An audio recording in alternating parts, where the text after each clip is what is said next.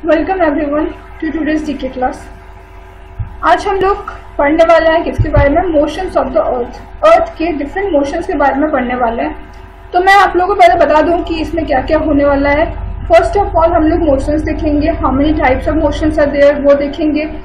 Different type of motions के वजह से क्या क्या डिफरेंट चेंजेस आते हैं अर्थ में वो देखेंगे। सीजन्स कैसे चेंज होते हैं वो सब कुछ हम लोग देखेंगे, ठीक है। नॉर्दर्न हेमिस्फीयर में सीजन क्या होता है, साउदर्न हेमिस्फीयर में सीजन क्या होता है, ये सब कुछ हम लोग इस वीडियो में जानने वाले हैं। तो बढ़ते हैं आगे।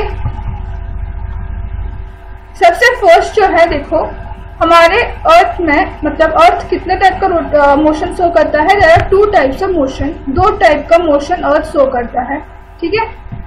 दो टाइप के मोशंस अर्थ शो करता है, क्या क्या? एक है रोटेशन एंड दूसरा है रिवॉल्यूशन, ठीक है। एक होता है रोटेशन एंड दूसरा होता है रिवॉल्यूशन। तो रोटेशन और रिवॉल्यूशन में डिफरेंस क्या है देख सकते हो तुम लोग, तुम्हारे स्क्रीन में ये पता चल रहा है। रोटेशन क्या है कि अर्थ अपने एक्सिस में खुद घूम रहा है, ठीक है। ये एक एक्सिस है, अपना एक एक्सिस है, उसी एक्सिस में अर्थ घूम रहा है, उसको हम बोलेंगे कि दिस इज रोटेशन। लेकिन ये क्या हो रहा है, यहाँ पे सन है, सन के चारों ओर सारे प्लैनेट्स घूम रहे हैं, ये अर्थ भी घूम रहा है, तो ये हो गया क्या? ये है रिवॉल्यूशन या रेवोल्यूशन, ठीक है। रोटेशन और रेवोल्यूशन ये दो type of movement motion show करता है अर्थ, ठीक है। सो रोटेशन मतलब क्या? Moving on its own axis, अपने एक्सिस में खुद घूमना। Moving on its own axis is known as rotation and moving from west to where, फ्रॉम वेस्ट टू ईस्ट, ठीक है। वेस्ट से ईस्ट की तरफ मूव करता है अर्थ, तो इसे हम बोलते हैं क्या? रोटेशन। देख पा रहे हो कि रोटेशन अपने एक्सिस में खुद घूम रहा है और यहाँ पे सन के चारों ओर घूम रहा है, तो वो हो गया हमारा रिवॉल्यूशन। रेवोल्यूशन क्या है? Moving around sun in a fixed path और ऑर्बिट। सन के चारों ओर एक फिक्स्ड पाथ या ऑर्बिट में घूमना, ये है उनका ऑर्बिट। ये orange colour, red colour, blue colour, earth का ब्लू कलर का है। तो इस ऑर्बिट में जब वो घूमते हैं, ये ऑर्बिट ऐसे सोलर सिस्टम में होता नहीं है, ये इमेजिनरी लाइन्स है, ठीक है। सोचा जाता है कि ये ऑर्बिट प्रेजेंट है क्योंकि उसी में ही वो घूमते हैं। तो जो फिक्स्ड पाथ फिक्स्ड होता है, ये फिक्स्ड पाथ या ऑर्बिट के चारों तरफ, सन के चारों तरफ घूमा जाता है, उससे हम बोलते हैं क्या? रेवोल्यूशन। समझ में आ गया रोटेशन और रेवोल्यूशन के बीच में डिफरेंसेस। अब देखते हैं इनसे होता क्या है, इफेक्ट्स ऑफ रोटेशन। फर्स्ट देखो, ये है, ये तुम्हारा अर्थ है, ये सन है, ठीक है, और ये तुम्हारा क्या है? मून है। यहाँ पे अर्थ जब अपने ही एक्सिस में घूम रहा है तो हम उसे बोलते हैं क्या? रोटेशन। और मून क्या कर रहा है? मून भी अपने एक्सिस में घूम रहा है एक बार, फिर अर्थ के चारों तरफ एक बार घूम रहा है, तो ये जो अपने एक्सिस में घूम रहा है उसे मून का रोटेशन बोलेंगे। जब ये अर्थ के चारों तरफ घूमेगा तो उसे बोलेंगे क्या? मून का अर्थ के चारों तरफ रेवोल्यूशन। लाइक दैट अर्थ अपने एक्सिस में घूम रहा है तो उसका रोटेशन हो रहा है, जब ये सन के चारों तरफ घूमेगा तो बोलेंगे क्या? वो उसका रेवोल्यूशन कर रहा है, ठीक है। अब नेक्स्ट इफेक्ट्स क्या क्या है, what are the different effects of rotation. Rotation से आखिर क्या क्या चेंजेस आते हैं? सबसे फर्स्ट चेंज क्या होता है? Causes of day and night. रात और दिन जो तुम देखते हो वो किसके वजह से होते हैं? वो होते हैं रोटेशन की वजह से। अगर रोटेशन ना होता तो क्या होता? जिस साइड पे सन की तरफ मुड़ा हुआ है वही साइड उजाला रहता, हमेशा के लिए दिन रहता, और दूसरा साइड हमेशा के लिए रात होकर रह जाती, ठीक है। ये साइड है ना सन की तरफ, तो ये साइड में सन का रेज पहुंच रहा है तो ये वाला हमेशा के लिए दिन होके रह जाता अगर रोटेशन नहीं होता तो, और ये दूसरा वाला जो साइड है ये हमेशा के लिए रात होके रह जाता, ठीक है। तो रोटेशन के वजह से क्या होते हैं? रोटेशन के वजह से डे एंड नाइट में चेंजेस होते हैं, ओके। नेक्स्ट क्या है? अर्थ जब रोटेट करता है उसके स्पीड के वजह से उसका जो शेप होता है वो अफेक्ट होता है, ठीक है। उसका जो शेप है, अर्थ का शेप क्या है? अर्थ का शेप जियोइड शेप का होता है, दैट मीन्स पोल्स की तरफ फ्लैटन होता है एंड इक्वेटर में बल्ज आउट होता है। ये किसकी वजह से होता है? अर्थ के रोटेशन के वजह से। उसका जो स्पीड होता है उसमें सेंट्रीफ्यूगल फोर्स डेवलप होता है, जिसके वजह से कि उसका जो इक्वेटर होता है वो बल्ज आउट हो जाते हैं और ये जो पोल होता है वो क्या होता है? वो फ्लैटन हो जाता है, ठीक है। ये है तुम्हारा वही चीज, as it created a centrifugal force which leads to flattening of the earth at the poles and bulging at the centre, ठीक है। सेंट्रीफ्यूगल फोर्स डेवलप करता है, अर्थ जब रोटेट करता है तो उसके स्पीड की वजह से वो सेंट्रीफ्यूगल फोर्स डेवलप करता है, जिसकी वजह से कि उसके पोल में फ्लैटन हो जाते हैं और इक्वेटर में बल्ज आउट हो जाता है, ठीक है। नेक्स्ट क्या है? ओशियंस ओशंस वगैरह में जो पानी होता है, वाटर होते हैं, उनका जो मूवमेंट होता है, मतलब जो टाइड्स, वेव्स, ये सारे जो मूवमेंट होते हैं ये किसके वजह से होते हैं? ये भी अर्थ के रोटेशन के वजह से ही होते हैं। नेक्स्ट, विंड्स के मूवमेंट को भी अर्थ अफेक्ट करता है। कैसे अफेक्ट करता है? मैंने बताया था अर्थ को इक्वेटर 2 हिस्से में डिवाइड करता है, एक नॉर्दर्न हेमिस्फीयर, दूसरा क्या? Southern hemisphere. तो जो तुम्हारा विंड होता है, विंड क्या होता है? अर्थ के रोटेशन के वजह से विंड इधर की तरफ नॉर्दर्न हेमिस्फीयर में राइट हैंड साइड की तरफ जाता है, ठीक है, इस तरफ ऐसे जाता है नॉर्दर्न साइड में, और साउदर्न साइड में क्या होता है? लेफ्ट साइड की तरफ उसका डायरेक्शन चेंज होता है। So because of the rotation of earth, winds का क्या होता है? विंड्स के डायरेक्शन चेंज होते हैं। नॉर्दर्न हेमिस्फीयर में राइट की तरफ जाता है, साउदर्न हेमिस्फीयर में लेफ्ट की तरफ उसका डायरेक्शन चेंज होता है, डिफ्लेक्ट करते हैं, ठीक है। अब नेक्स्ट टॉपिक है क्या? Circle of illumination. Circle of illumination, ये क्या होता है? देखो, सर्कल ऑफ इल्यूमिनेशन, ये अर्थ का पिक्चर तुम लोग देख पा रहे होगे। यहाँ पे क्या है? एक सर्कल है, मतलब ये तो 2D पिक्चर है, 3D पिक्चर में देखोगे तो ये सर्कल ही है। ये जो है, जो डिवाइड कर रहा है 2 हिस्से में, एक लाइटर पार्ट है और एक डार्कर पार्ट है। ये 2 हिस्से को जो लाइन डिवाइड कर रहा है या फिर जो सर्कल डिवाइड कर रहा है, हम उसे बोलते हैं क्या? Circle of illumination. ओके, क्योंकि यहाँ से सनरेज आ रहे हैं, यहाँ पे सनरेज आ रहे हैं, तो सनरेज जहां तक पहुंच रहा है वो एरिया क्या है? लाइटर एरिया है, दिन हुआ है। और जिस जगह पे सन का रेज नहीं पहुंच पा रहा है वो एरिया क्या है? डार्क एरिया है, मतलब नाइट एरिया है, ठीक है, नाइट हुआ है यहाँ पे। और जो डे एंड नाइट के जो सर्कल को डिवाइड करता है, उस सर्कल को हम बोलते हैं सर्कल ऑफ इल्यूमिनेशन।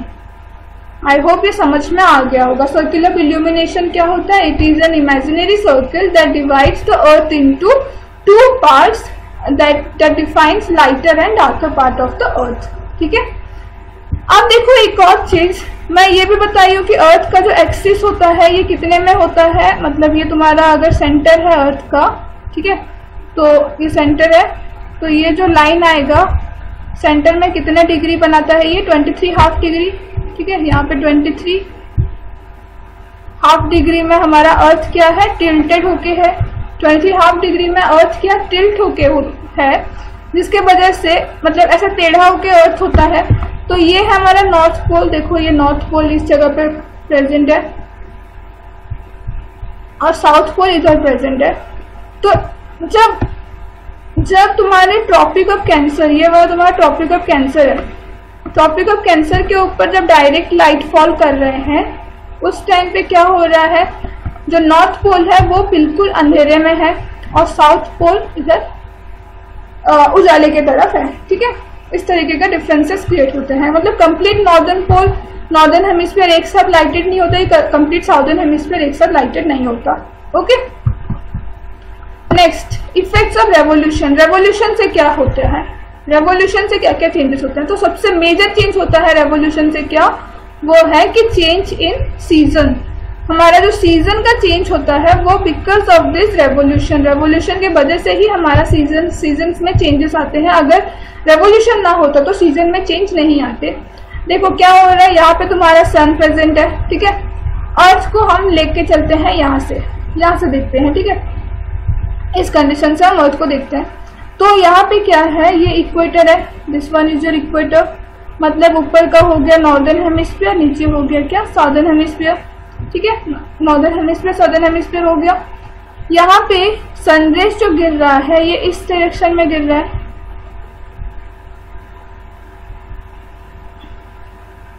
इधर ट्रॉपिक ऑफ कैंसर में, जिसके वजह से कि नॉर्दर्न हेमिस्फीयर एक्सपीरियंस कर रहा है क्या? समर सीजन, और साउदर्न हेमिस्फीयर में हो रहा है विंटर सीजन।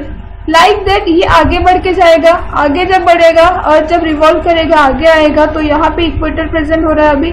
यहाँ पे क्या है? इक्वल लाइट गिर रहे हैं, ठीक है, इक्वल लाइट गिर रहा है। तो equal day and equal night होता है। ये तुम्हारा बन जाता है कौन सा सीजन? Autumn season. उसके बाद फिर से रिवॉल्यूशन लेगा। अब साउदर्न हेमिस्फीयर आ गया सन के साइड पे, ठीक है। साउदर्न हेमिस्फीयर यहाँ पे आ गया। दैट मीन्स साउदर्न हेमिस्फीयर में होगा तुम्हारा क्या? समर, और नॉर्दर्न हेमिस्फीयर में होगा विंटर। उसके बाद फिर से एक रिवॉल्यूशन लेगा, फिर से रिवॉल्यूशन लेने के बाद ये फिर से इक्वेटर को पास होगा and equal day and equal night फिर से आ जाएंगे and this will be your spring season. ठीक है, तो इस तरीके से क्या होता है, अर्थ रिवॉल्व कर रहा है चारों तरफ और उसका सीजन्स का चेंजेस आते जा रहे हैं बिकॉज सनलाइट जो है, सनरेज जो है वो अलग अलग दिशा में अलग अलग टाइप से गिर रहे हैं, जिसकी वजह से कि उनका जो सीजन है वो चेंज होते आ रहा है। अब इस थोड़ा ब्रीफली देखते हैं। सबसे पहला है कि समर सॉल्स्टिस, समर सॉल्स्टिस। ठीक है, ये कौन सा दिन को हम मानते हैं, 21 जून। ठीक है, 21 जून को मनाया जाता है क्या, summer solstice. That means northern hemisphere sun की तरफ टिल्ट होके रहता है। ठीक है, नॉर्दर्न हेमिस्फीयर सन की तरफ क्या होता है, टिल्ट होके रहता है, जिसके वजह से कि उस दिन जून 21 में नॉर्दर्न हेमिस्फीयर में लॉन्गेस्ट डे होता है एंड शॉर्टेस्ट नाइट होती है। ठीक है, longest day and shortest night होता है कहाँ पे, नॉर्दर्न हेमिस्फीयर में ऑन 21 जून। ठीक है, क्या होता है इस दिन, ट्रॉपिक ऑफ कैंसर में सन रेज डायरेक्टली गिरते हैं। फिर जो आर्कटिक सर्किल है, आर्कटिक सर्किल के ऊपर वाले जितने भी एरिया है वहां पे कंटिन्यूअस डे लाइट रहता है। कब तक, 6 महीनों तक, 6 मंथ्स तक कंटिन्यूअस डे लाइट रहता है आर्कटिक सर्कल में। Next, it is summer in northern hemisphere and winter in southern hemisphere. Southern hemisphere में विंटर होता है एंड नॉर्दर्न हेमिस्फीयर में समर होता है।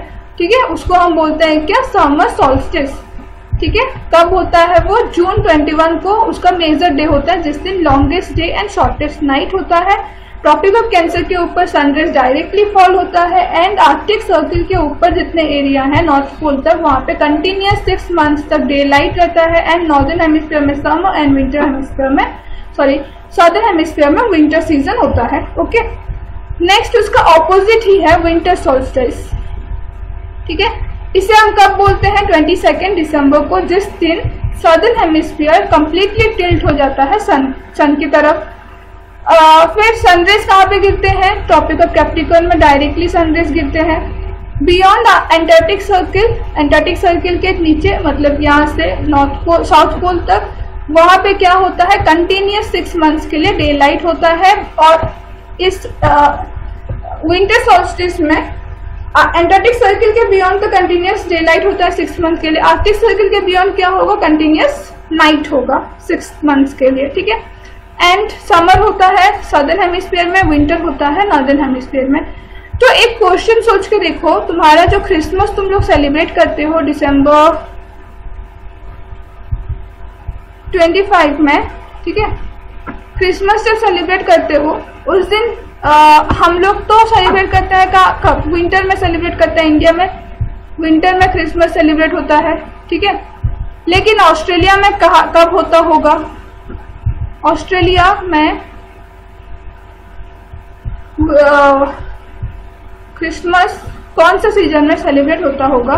देखो, ये अगर अर्थ है तो और ये इक्वेटर है तो ऑस्ट्रेलिया इधर है, मतलब सदर्न हेमिस्फीयर में है। दिसंबर 22 की तरफ सदर्न हेमिस्फीयर में क्या होता है, समर सीजन होता है। दैट मीन्स ऑस्ट्रेलिया में क्रिसमस समर सीजन में सेलिब्रेट करते हैं।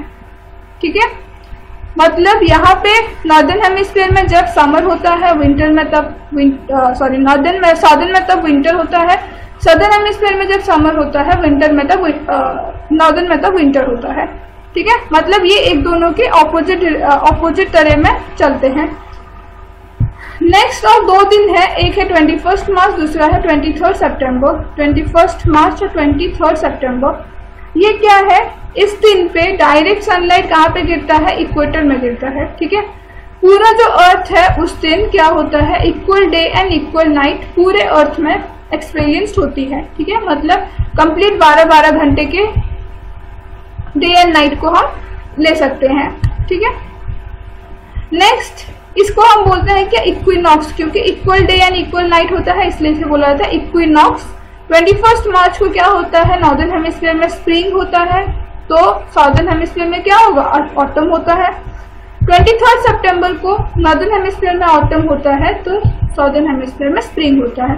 तो एक चीज तुम्हें अच्छे से याद रखना है कि नॉर्दर्न हेमिस्फीयर में जो होता है साउदर्न हेमिस्फीयर में उसका उल्टा होता है। ठीक है, एंड बाकी डेट्स याद रखना है। 21 जून को नॉर्दर्न में समर होता है, साउदर्न में विंटर होता है।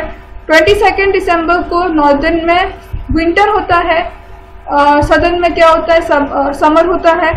नेक्स्ट 21 मार्च को नॉर्दर्न हेमिस्फीयर में स्प्रिंग होता है, तो सदर्न हेमिस्फीयर में ऑटम होता है। 23 सितंबर को नॉर्दर्न हेमिस्फीयर में ऑटम होता है, तो सदर्न हेमिस्फीयर में स्प्रिंग होता है। ठीक है, ये 2 दिन को हम इक्विनॉक्स क्यों बोलते हैं, क्योंकि यहाँ पे क्या होता है, सनलाइट डायरेक्टली इक्वेटर में फॉल होता है। और ये इसको स्पेशल नाम से हम summer solstice and winter solstice क्यों बोलेंगे, क्योंकि हम नॉर्दर्न हेमिस्फीयर को रेफरेंस लेके बोल रहे हैं। ठीक है, इस वजह से इसका नाम समर सॉल्स्टिस और इसका नाम विंटर सॉल्स्टिस रखा गया। तो आई थिंक इतना तुम्हें क्लियर है। और आज का टॉपिक भी इसी के साथ कंप्लीट होता है। ठीक है, हम लोगों ने क्या क्या देखा, हमने देखा कि उसके अर्थ के 2 मोशंस होते हैं, एक होता है रोटेशन, दूसरा होता है रेवोल्यूशन। रोटेशन मतलब क्या होता है, अपने खुद के एक्सिस में चारों तरफ घूमना, और रेवोल्यूशन मतलब सन के चारों तरफ घूमना। ओके, रोटेशन से क्या क्या चेंजेस आते थे, डे एंड नाइट होता है, विंड चेंजेस होते हैं, विंड डिफ्लेक्शन होता है, नॉर्दर्न हेमिस्फीयर में राइट की तरफ जाता है, साउदर्न हेमिस्फीयर में लेफ्ट की तरफ जाता है।